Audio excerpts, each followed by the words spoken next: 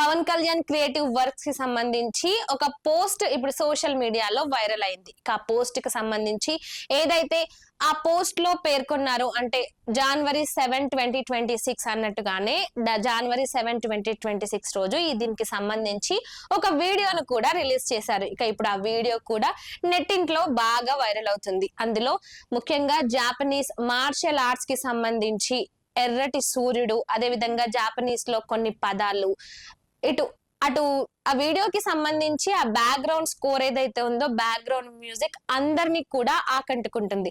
ముఖ్యంగా ఒక యువకుడు ఇటు పీకే అనే నేమ్ తో ఉన్న టీ షర్ట్ ను ధరించి పెద్ద కటానాను చేతిలో పట్టుకొని ఉన్నది.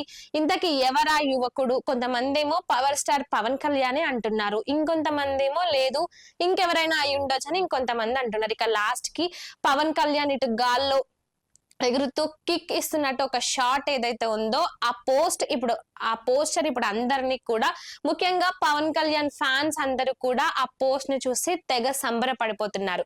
మరి ఈ అప్డేట్ ఎందుకు అయి ఉండొచ్చు?